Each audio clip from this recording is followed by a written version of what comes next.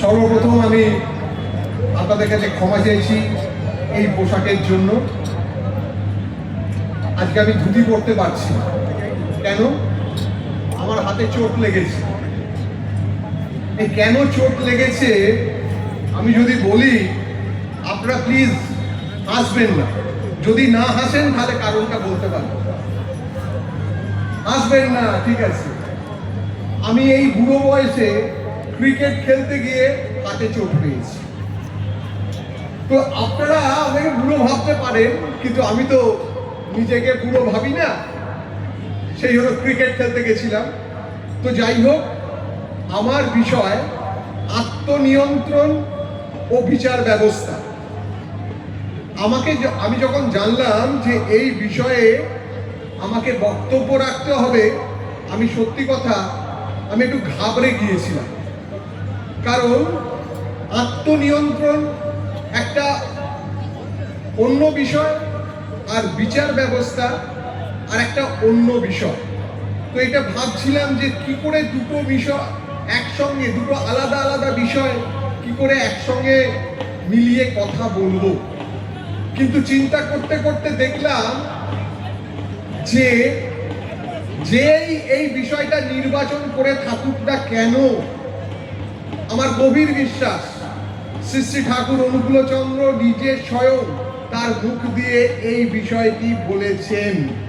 কারণ এত ভালো বিষয় আমি অনেক দিন পাইনি। তাই প্রথমেই বলি, আত্মনিয়ন্ত্রণ মানে কি? আত্মনিয়ন্ত্রণ মানে আমরা সবাই জানি যে নিজেকে নিয়ন্ত্রণ করা, নিজেকে কন্ট্রোল করা। তা কিসের থেকে নিজেকে নিয়ন্ত্রণ করব? কাম, ক্রোধ, লোভ, মদ, মোহ, মাৎসর্য ইত্যাদি থেকে? এ তো প্রত্যেকটা ধর্মভীরু মানুষেরই করার কথা, ষড়ঋপুর থেকে নিজেকে সরিয়ে রাখার কথা। কিন্তু এছাড়াও মানুষের জীবনে আরো অনেক শত্রু আছে। কি কি? যেমন অহংকার, হীনমন্যতা বোধ, পরশ্রী কাতরতা ইত্যাদি ইত্যাদি। এগুলোও কিন্তু মানুষের শত্রু। শ্রী শ্রী ঠাকুর অনুকূলচন্দ্র বললেন যে জ্ঞানাভিমান মানে জ্ঞানের অহংকার, জ্ঞানের অহংকার, জ্ঞানাভিমান। জ্ঞানাভিমান যতটা অন্তরায় অন্য কোনো জ্ঞানাভিমান, জ্ঞানের যত অন্তরায় অন্য কোনো রিপু তত নয়। শ্রী শ্রী ঠাকুর অনুকূলচন্দ্র সত্যানুসরণে বললেন যে জ্ঞানের অহংকার, এটা কিন্তু ওই কাম, ক্রোধ, মদ, মোহ, লোভের থেকেও যেন অনেক উপরে তিনি রেখেছেন। তাই জ্ঞানের অহংকার, যে আমি যেটা বলছি সেটাই একদম 100%, আমি যা ভাবছি সেটাই ঠিক, এই যে জ্ঞানের অহংকার থেকে কিন্তু মানুষের অনেক অসুবিধার সৃষ্টি হতে পারে। মানুষ নিজেকে সঠিকভাবে নিয়ন্ত্রণ করতে পারে না। আপনারা জানেন যে এ নিয়ে পণ্ডিত আর গোয়ালিনীর একটা গল্প রামকৃষ্ণ কথামৃতে আপনারা সবাই পড়েছেন, যে গোয়ালিনী দুধ দিতে আসতো নদী পেরিয়ে পণ্ডিত মশাইয়ের কাছে। তো পণ্ডিত মশাই প্রতিদিন রেগে যেতেন যে তোর প্রতিদিন কেন দেরি হয়। ও বলে যে মাঝি আসে না, নদী পেরিয়ে আসতে আমার অনেক সময় নষ্ট হয়ে যায়। তো যাই হোক, একদিন গোয়ালিনী এসে শুনছে হরিনামের গুণগান করছেন পণ্ডিত মশাই তার ছাত্রদের। কি বলছেন? বলছেন যে শোনো, হরিনামের কি গুণ। ওই হরিনাম করতে করতে সাগরেরটা পায়ে হেঁটেও পেরিয়ে চলে যাওয়া যায়। সাগরটা পায়ে হেঁটে চলে যাওয়া যায়, কোনো নৌকো টৌকো বা জাহাজ লাগে না। এই ধরনের কথা বলছে। তো যাই হোক, আমাদের গোয়ালিনী শুনেছে। পরের দিন কি হচ্ছে, আবার দুধ দিতে এসে দেখে যে নদী পার হবে, মাঝি নেই। তো কিভাবে কি হবে? গোয়ালিনী ভাবলো যে আরে কালকে তো পণ্ডিত মশাই বলেছিলেন যে নদী পেরিয়ে যাওয়া যাবে, সাগর পেরিয়ে যাওয়া যাবে হরিনাম করতে করতে। তো সাগর যদি পেরিয়ে যাওয়া যায়, তো হরিনাম করতে করতে এই নদী তো আমি সহজেই পেরিয়ে যাব। তো হরিকে ডাকতে ডাকতে স্মরণ করে সে নদীটা হেঁটে পেরিয়ে চলে গেল। সেই দিন তো পণ্ডিত মশাই খুব অবাক, আরে তুই এত তাড়াতাড়ি কি করে এলি? তুই যে বলি মাঝি পাস না। বলো না, আজকেও মাঝি ছিল না, তাহলে তুই কি করে এলি? যে ওই যে তুমি বললে যে হরিনাম করতে করতে সাগর পেরিয়ে চলে যাওয়া যায়, আমি আজকে ওই নদী পেরিয়ে এলাম হরিনাম করতে করতে। দেখুন জ্ঞানের বহর। পণ্ডিত মশাই বলছে, তোর কি তোর চল তো দেখাবি আমাকে। তুই বলে চলো, তো গিয়ে দেখলো যে হরিনাম করতে করতে ওই গোয়ালিনী পেরিয়ে চলে গেল, আর এদিকে পণ্ডিত মশাই ওই জলে নেমেই হাবুডুবু খেলেন।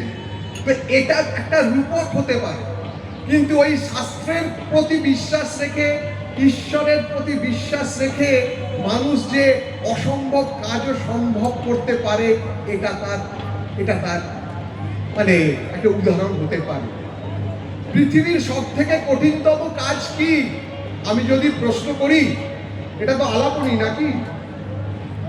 পৃথিবীর সব থেকে কঠিনতম কাজ কি? পৃথিবীর সব থেকে কঠিনতম কাজ নিজেকে নিজে নিয়ন্ত্রণ করা। নিজেকে নিজে নিয়ন্ত্রণ করা পৃথিবীর সব থেকে কঠিনতম কাজ। কিন্তু এটা সম্ভব হয় তখনই যখন আমার কারুর প্রতি বিশ্বাস থাকে, কারুর প্রতি আস্থা থাকে, কোনো আদর্শের প্রতি। শ্রী শ্রী ঠাকুর অনুকূলচন্দ্র জানতেন যে তার ভক্তদের আত্মনিয়ন্ত্রণ করার কিছু তরিকা দিতে হবে, কিছু উপায় বাতলে দিতে হবে। শ্রী শ্রী ঠাকুর অনুকূলচন্দ্রের যে আদর্শ যদি দেখেন, আত্মনিবেদন আর আত্মনিয়ন্ত্রণ কি চমৎকার ভাবে তিনি আমাদের সকালটা শুরু করান। প্রথমেই আমরা কি বলি সকালবেলা উঠে? জীব জগৎ জীবন কারণ, করুণাময় স্বামী, তোমারই দয়ায় লোভেছি জনম, সকলই পেয়েছি আমি।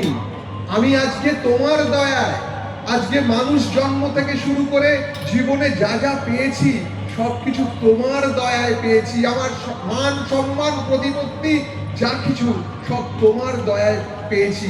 এই যে সকালের শুরুতেই এই যে আরাধনা, এই যে ঈশ্বরের প্রতি কৃতজ্ঞতা প্রকাশ, তোমার আমার মাথা নত করে দাও হে তোমার চরণ ধুলার তরে, এই যে দিয়ে আমরা শুরু করি। আমাদের যা কিছু অহংকার, যা কিছু মানে কি বলবো, আমাদের যা যা আত্মম্ভরিতা আছে সবকিছু তার পায়ে দিয়ে আমরা শুরু করি। এখানেই শেষ নয়। শ্রী শ্রী ঠাকুর অনুকূলচন্দ্র আমাদের কি বলেন? আত্মনিয়ন্ত্রণের জন্য আমাদের শত অনুজ্ঞা পাঠ করতে হয়। আমরা কি বলি? আমরা বলি, আমি অক্রোধী, আমি অমানী, আমি নিরলস, কাম ও লোভজিত বসি। এই যে কথাগুলো বলি, আমরা অক্রোধী কেন? আমরা যখন রেগে যাই, দেখবেন খুব সুন্দর লিখেছেন ডক্টর দেবদ্যুতি বন্দ্যোপাধ্যায়, আমাদের দাদা, শত অনুজ্ঞা বলে একটা বইয়ে লিখেছেন যে আমরা যখন রেগে যাই তখন আমরা হয়তো পাশাপাশি দাঁড়িয়ে আছি বা কাছাকাছি দাঁড়িয়ে আছি, কিন্তু আমরা চেঁচিয়ে কথা বলি কেন? আমরা তো পাশাপাশি দাঁড়িয়ে আছি, কেন? আসতে বললেও তো শুনতে পেত না। আমরা যদিও মুখোমুখি দাঁড়িয়ে আছি, কিন্তু আমাদের দুজনের হৃদয় অনেক দূরে চলে গেছে। আমাদের হৃদয়টা অনেক দূরে চলে গেছে, তাই আমরা চেঁচিয়ে কথা বলি। ঠিক সেই রকম আমি বলতে চাই, আপনি দেখবেন আপনি যখন রেগে যাবেন, কারোর সঙ্গে তর্কাতর্কি করবেন, আপনার অনেকগুলো পয়েন্ট আপনি মিস করবেন। পয়েন্ট মিস করলেই আপনি যে কোনো জায়গায় কিন্তু আপনার অসুবিধে হবে। তো এই জন্য রাগ কন্ট্রোল করতে বলার জন্য বলেছেন, মান অভিমান কন্ট্রোল করার কথাও ঠাকুর বললেন। আর কামান্ধ হয়ে, লোভান্ধ হয়ে অনেকে অনেক কিছু কাজ করে ফেলতে পারে। এটা হলো আত্মনিয়ন্ত্রণ নিয়ে আমি এতক্ষণ বললাম। এই আত্মনিয়ন্ত্রণটা এবার বিচার ব্যবস্থার মধ্যে কি করে আসবে? একটা কথা কিন্তু খুব খারাপ কথা বলে যাচ্ছে, খুব বাজে কথা, আমিও নিজে অনুভব করি। আজকের দিনে, হ্যাঁ সত্যি, যারা চলে যাচ্ছেন ঠিক আছে, কিন্তু আজকের দিনে কার যে কখন মামলা ঘরে ঢুকবে কেউ কিন্তু জানে না। কেউ কিন্তু জানে না আজকে কখন কার। আমি দেখেছি যে বিয়ে হলো, সবকিছু হলো, অনুষ্ঠান হলো, তারপর দেখা গেল 498-এর মামলা। সে জজ হোক, ব্যারিস্টার হোক, উকিল হোক, ডাক্তার হোক, কম লেখাপড়া জানা হোক, শিক্ষিত হোক, কেউ জানে না। যাকে আমরা কোনোদিন ভাবতেই পারি না যে আসামি হয়ে তাকে কাঠগড়ায় দাঁড়াতে হবে। তাই আমি যদি দেখি যে অনেক বিচারক আছেন এখানে, অনেক আইনজ্ঞ মানুষ আছেন, আরো অনেক সাধারণ মানুষেরা আছেন। আজকে যে এই বিচার ব্যবস্থায় এত মামলা হচ্ছে, প্রত্যেকে বলুন কিভাবে মামলাগুলোর উৎপত্তি হয়। মামলাগুলোর উৎপত্তি হয় রাগ থেকে, ক্রোধ থেকে, রেষারেষি থেকে মামলা হয়। আবার দেখুন মান অভিমান, ইগো থেকেও কিন্তু মামলা হয়। আর কামার্ত হয়ে, লোভার্ত হয়ে কি কি হচ্ছে সেটা আপনারা জানেনই। সুতরাং শ্রী শ্রী ঠাকুর অনুকূলচন্দ্রের যে আত্মনিয়ন্ত্রণ করার কথা বললেন, শ্রী শ্রী ঠাকুর অনুকূলচন্দ্র আমাদের ভক্তদের সতর্ক করে দিচ্ছেন যে সকালে উঠেই তুমি যাতে ক্রোধ সংবরণ করতে পারো, তুমি যাতে নিজের মান অভিমান, অল্পতে যাতে তোমার মানটা ভেঙে গেল এরকম যেন না হয়। তোমার যা কিছু কাম আছে, লোভ আছে, সবকিছু ঠাকুরের কাজে লাগাতে হবে। এই যে আমাদের আত্মনিয়ন্ত্রণের বাণী, আত্মনিয়ন্ত্রণের পথ দেখিয়ে দিয়েছেন, এটা কিন্তু চর্চার বিষয়। আর এটা যখন আমার বাড়িতে চর্চা হবে, যখন মানুষের সঙ্গে আমাদের কথাবার্তা হবে, যেখানে দেখবে যে একটা সাধু ভাব আমাদের মধ্যে রয়েছে, তখন কিন্তু আমরা ওই নিজেদের আত্মনিয়ন্ত্রণ করতে পারবো। অনেক মামলা হয়েছে জানেন তো, ঠাকুরের জীবনে তো অনেক কিছু ঘটনা ঘটেছে। ঠাকুরের কাছে এক দাদা এসেছেন, এবার দেখুন যে মামলা হয়েছে সেখানে আত্মনিয়ন্ত্রণের কি রকম ব্যাপার। একটা ঘটনার কথা বলি, আমাকে 15 মিনিট সময় দিয়েছেন দয়া করে। ঠাকুরের কাছে এক মানুষ এসেছেন, তার অনেক সম্পত্তি, প্রচুর সম্পত্তি, কিন্তু সে এসেছে ছিন্ন জামা পরে, গায়ে ছেঁড়া বসন টসন নিয়ে এসেছেন। কি ব্যাপার, তার অনেক জমি জায়গা, কিন্তু ওই শরিকদারদের সঙ্গে এই মামলা করে তার আর্থিক অবস্থা একদম ভালো নয়। তো এসে ঠাকুরের কাছে জিজ্ঞাসা করছেন, ঠাকুর মানে কিভাবে করবেন, ঠাকুরকে জিজ্ঞাসা করেন, পথ নেবেন আর কি। ঠাকুরের কাছে এসেছেন, ঠাকুরকে গিয়ে নিবেদন করতে চাইছেন যে ঠাকুর মানে আমার বলতে দিচ্ছেন না, ঠাকুর বলতেই দিলেন না তাকে। ঠাকুর আমার এই যে বলে, শোন তুই আমাকে সীতাশাল চাল খাওয়াতে পারিস? ঠাকুর আমার সীতাশাল চাল খেতে খুব ভালো লাগে। দাদাটিকে বলতেই দিলেন না তার সমস্যার কথা, শুধু বললেন যে সীতাশাল চাল খাওয়াতে পারিস। সীতাশাল চাল তখন খুব উৎকৃষ্ট চাল ছিল। তো যাই হোক, দাদা আর কি করবেন, দাদাকে ফিরে এলেন। 1 বছর পরে দেখা গেল সেই দাদা আসছেন গরুর গাড়িতে চেপে, সীতাশাল চাল চাপিয়ে, গায়ে তার নতুন জামা, তার মুখে জেল্লা, হাসতে হাসতে ঠাকুরের কাছে এসে বসলেন।